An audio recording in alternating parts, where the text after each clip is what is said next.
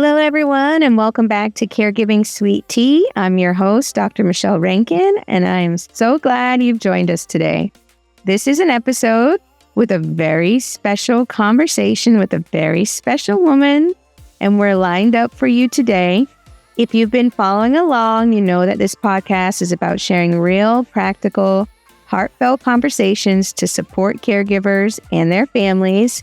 Today's topic is a very important topic about food, nutrition, and how meals can help heal your body.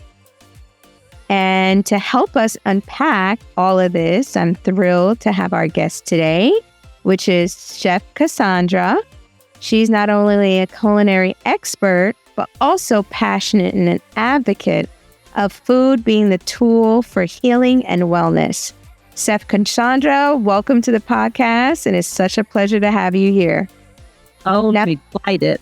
Yeah. Excited to be here and to talk about my passion and how we can help people. And of course, glad to partner with you on getting the information out. Oh, thank you, Cassandra. Now, listeners, think about this. We often say, you are what you eat. But so many of us really stop and consider how food can actually help the body recover, fight disease, and even give us strength as we age.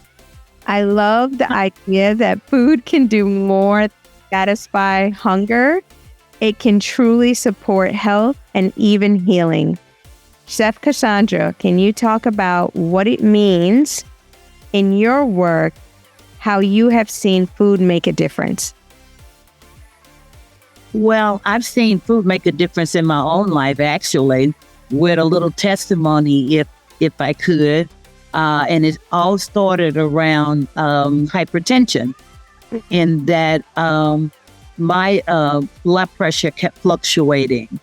And it was only until I realized it was the food that I was eating that could change that. And so with the exercise and losing a couple of pounds and of course changing the way I saw food, allowed me the opportunity to make some changes in myself. So therefore it gives me a bird's eye view and sharing with other people the importance of daily lifestyle changes, not diets, but lifestyle changes. Yes, thank you. That's so eye-opening, and it's so refreshing to hear someone say, I've done this. I think so many listeners, especially caregivers, could benefit from knowing this is a lifestyle change, not a diet. It's nothing where it's a permanent fix and can really make such a big impact on our health. Absolutely. Seniors are such an important group when it comes to nutrition and caregiving. For caregivers listening today, caring for older adults means constantly navigating challenges, sometimes appetite changes, medication side effects, mobility issues, which can make cooking very difficult. Chef Cassandra, from your perspective, what are some of the most common challenges that you see the older population facing when it comes to nutrition? Well, and it's so interesting because not only is it a pattern, but it's the domino effect as well. In that we have grown up eating the way we like to eat, and we like to eat that. And so because of that lifestyle promotes a lifestyle where we depend on doctors and medical and whatever, in order to make the lifestyle changes that are needed in order to, to survive, basically, And so then it becomes, again, roundabout food. And so the challenges in going through most of that is people consider it a death sentence, I can't eat the way I used to eat. And do like to call it versus disease, but dis-ease.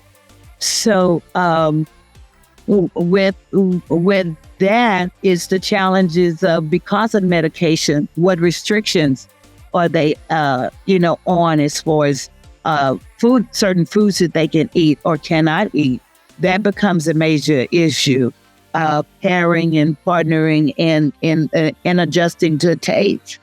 Most medication takes away or taints, if you will, their taste buds somewhat. Right. And that causes a problem because things don't taste like they used to. And then, of course, is perhaps next is texture. Some people, whereas the fiber is good for most of us, and only not as much, I should say, for seniors, then we have to, prepare diets and menus, I should say, that better suits that type of need. Right. Okay. That makes a lot of sense. And I know a lot of listeners, I know you're nodding your head along with with Chef Cassandra, because you've probably seen some of these exact struggles and issues, your parents, your grandparents. Chef Cassandra, would you recommend for caregivers who are trying to keep meals healthy, but also easy and enjoyable for seniors? What do you recommend? Well, prior planning prevents poor performance. And, and that's a challenge in itself. But the biggest thing, if we could just kind of plan it out, and when we make multiples, it goes back to right now, what's popular is that meal prepping thing.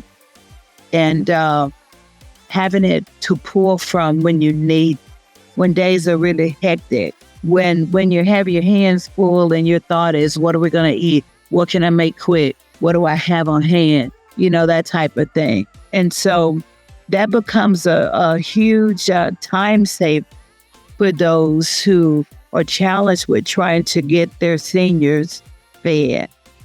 Right. Mm-hmm. You went right into this perfect segue into what I wanted to ask you next, because, I feel like one of the challenges that I hear so often from caregivers is, I don't have time to meal prep. Mm-hmm. Right. I'd like to, but I want to be sure my loved one is well nourished. So let's talk about practical strategies. Chef, what are 2 to 3 simple meals that you think listeners can take home today and use right away? Wow. Considering there are no huge concerns across the board, Right. There's a room for adjustment and, can't eat that, can't eat this, allergic, that type of thing. But for seniors, it's all about keeping them satisfied. Right. And so you want to be able to have something that is palatable, easy, familiar, most of the time with them, familiar. Right. Familiar. They don't branch out very much, but if it's attractive and it's good, they will. So pasta is good, but if you're diabetic, that's something you want to watch unless you're going the whole wheat route, so a lasagna, something like that you can make one pan of and add a little meat or add just veggies and cut it into several portions when you make it. And you can have that once a week, kind of spread that out. You could also do old-fashioned kind of thing, chicken spaghetti. Put it in a pan, portion it out, and put in different containers so you can have that, which means you have one and you freezing one, so that gives you a meal for another 2 times, because more than likely you're going to get 2 to 3 servings. If it's that one individual, maybe 2, but at least no less than 4, you're able to get a serving per product, per that's what we'll call it. Something like that makes it easy. And of course, soups and stews. Yes, soups and stews are always tasty. Mm-hmm. I really like suggestions from the casseroles, the pans, the soups. It can really go a long way once, you label it and put it in the freezer. Mm-hmm. I think listeners can really find that as a really good takeaway and something they can put into practice. Right. Absolutely. And don't forget beans. Yeah. We call them chili beans, with a little cornbread and, make a pot of that and eat some now, freeze some later, and always have that cornbread ready. That's a really quick and easy, flavorful, sustainable go-to. Yeah. That sounds delicious talking about it.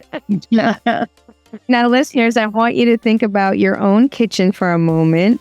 What small change could you make this week?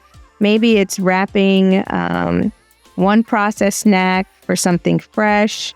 Maybe it's cooking one extra meal in advance so you're not stressed later in the week. Like, for example, what Chef Cassandra mentioned, a soup or a casserole dish. The point is, food is not just about eating, it's about caring.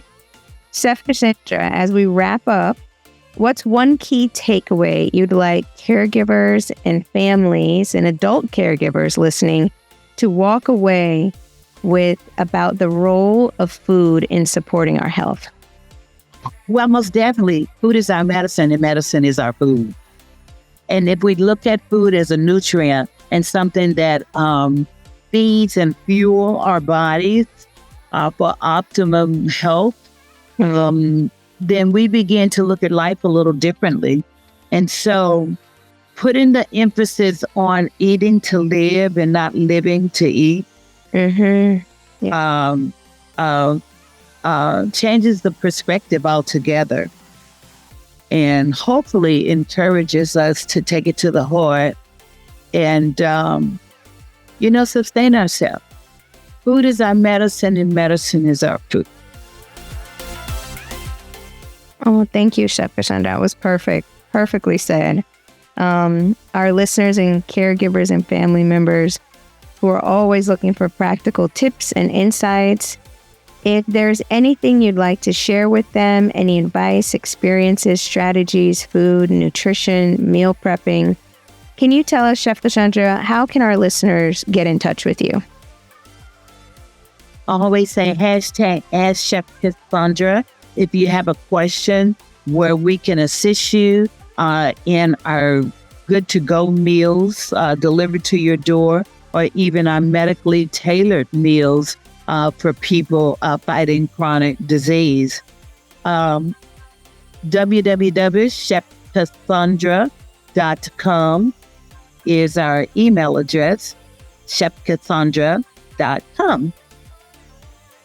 Thank you so much, Chef Cassandra. I can't thank you enough for joining me today. Your insights were not only practical, but also inspiring.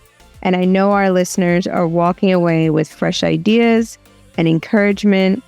And also, I would love for everyone to use Chef Cassandra because she's really speaking to, when you have a busy lifestyle and sometimes you don't have the time, asking for help and getting that help, especially of the most important thing, which is what we eat, which is healing to us, is so curing in itself.